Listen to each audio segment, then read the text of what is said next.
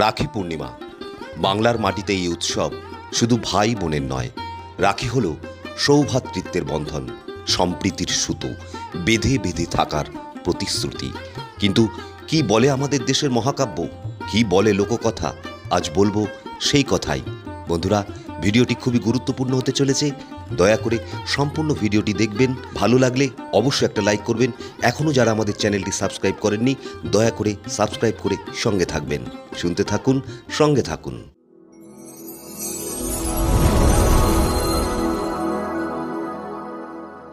আমাদের দেশে রাখি উৎসব পালিত হয় শ্রাবণী পূর্ণিমায়। দেশের বিভিন্ন জায়গায় এই উৎসবকে শ্রাবণীও বলা হয়। এর শিকড় খুঁজতে গেলে বেদ উপনিষদের থেকেও বেশি সূত্র খুঁজে পাওয়া যায় লৌকিক আচারের মধ্যে। মানুষ এই শ্রাবণীর দিনটিকেই বেছে নিয়েছেন বন্ধনের উৎসব পালনের জন্য। উত্তর ভারতে এই উৎসব মূলত পালিত হয় ভাই বোনের মধ্যে। সেই ঐতিহ্য রাজ্য থেকে রাজ্যে ছড়িয়ে পড়েছে, কিন্তু ইতিহাসে এই উৎসবকে আমরা পাই সৌভ্রাতৃত্বের প্রতীক হিসাবে। এই প্রসঙ্গে তুলে ধরা যায় রানী কর্ণাবতী ও মুঘল সম্রাট হুমায়ুনের গল্প।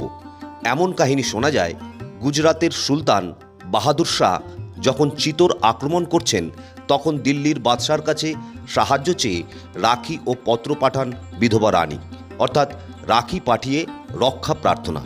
কিন্তু হুমায়ুন যখন সেই রাখি গ্রহণ করে সেনা পাঠালেন চিতোরকে বাঁচাতে, তখন সব শেষ। প্রাণ দিয়েছেন রানী কর্ণাবতী, কিন্তু রক্ষাবন্ধনের কথা রাখতে বাহাদুর শাহকে হারিয়ে চিতোর উদ্ধার করেন হুমায়ুন। সিংহাসনে বসান কর্ণাবতীর পুত্রকে। শুধু ইতিহাস নয়, মহাকাব্যেও রয়েছে রক্ষাবন্ধনের উল্লেখ। শোনা যায়, শিশুপাল বধের সময় সুদর্শন চক্রে শ্রীকৃষ্ণের কনিষ্ঠ আঙুলটি কেটে যায়।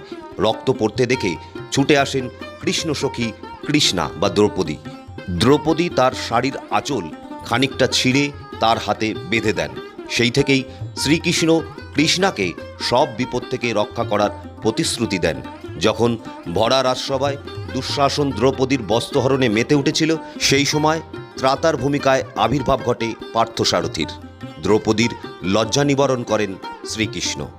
লক্ষ্য করলে দেখা যাবে, এই যে কাপড় বেঁধে দিয়েছিলেন দ্রৌপদী, তা তৈরি হয় কাপাস তুলোর সুতো দিয়ে, অর্থাৎ সেই সুতোর বন্ধন। আবার প্রাচীনকালে উপাকর্ম বলে একটি প্রথা প্রচলিত ছিল। বিশেষ এই দিনে ব্রাহ্মণরা তাদের উপবীত বদলাতেন। উপবীত কিন্তু পবিত্র সুতোরই বন্ধন। এভাবেই রক্ষাবন্ধনের ইতিহাস ঘাঁটতে গেলে এক হয়ে যায় লোকাচার মহাকাব্য। আবার একটু অর্বাচীন পুরাণ ঘাটলে রাখি সংক্রান্ত আরেকটি কাহিনী প্রচলিত আছে। শ্রাবণী পূর্ণিমা বা ঝুলন পূর্ণিমার দিন রাজা তার পিতৃপূর্বের উদ্দেশ্যে শ্রদ্ধা নিবেদন করতেন। রাজা সেদিন যেখানে বসতেন, সেখানে উপস্থিত থাকতেন সব বর্ণের মানুষেরা। এমনকি সেদিন হাজির থাকতেন দেহ পসারিণীরাও, অর্থাৎ সব ধরনের মানুষের সমাগম হতো। সেই দিন উপাচার শুরুর আগে রাজপুরোহিত রাজার হাতে বেঁধে দিতেন একটি সুতো, যার মাধ্যমে তার শুভকামনা করা হতো। তারপর সেখানে উপস্থিত সব মানুষের হাতেই সুতো বাঁধা হতো। সেটাও তো একরকম রক্ষা করার প্রতিশ্রুতি। সমাজে রাজার আশ্রয়ে সকলের সুরক্ষিত থাকার বার্তা দেয়া হতো এই সুতো বাঁধার মাধ্যমে। রাখি নিয়ে নানা রকম কাহিনী লোকের মুখে মুখে ফেরে। তবে একটি বিষয় প্রণিধানযোগ্য, যুগ যাই হোক না কেন, রাখি বরাবর বন্ধনের কথাই বলেছে। সেই বন্ধন ভাই বোনের ভালোবাসার হোক কিংবা নিরাপত্তার বা সম্প্রীতির। রাখি উৎসবের মাধ্যমে সেই সৌভ্রাতৃত্বের ভাবকেই বাংলার জনগণ মনে ছড়িয়ে দিতে চেয়েছিলেন রবীন্দ্রনাথ। বঙ্গভঙ্গের আইনের বিরুদ্ধে সকলকে একযোগ করে রুখে দাঁড়াতে শ্রী রবীন্দ্রনাথ ঠাকুর, শ্রী ভূপেন্দ্রনাথ বসু, শ্রী সুরেন্দ্রনাথ বন্দ্যোপাধ্যায়, শ্রী হীরেন্দ্রনাথ দত্ত, শ্রী রামেন্দ্র সুন্দর ত্রিবেদী, শ্রী বিপিনচন্দ্র পাল ডাক দিয়েছিলেন ঐক্যবন্ধনের। শহর জুড়ে বিলি হয়েছিল প্রচারপত্র। 1905 সালের 16ই অক্টোবর 30শে আশ্বিন বাঙালির ঐক্যবন্ধনের দিন ঘোষিত হয়েছিল। সকলের হাতে রাখি পরিয়ে সংযম গ্রহণের ডাক দিয়েছিলেন। রবি ঠাকুরের গানেও তো আমরা রাখিকে ভালোবাসার বন্ধন হিসাবেও পাই।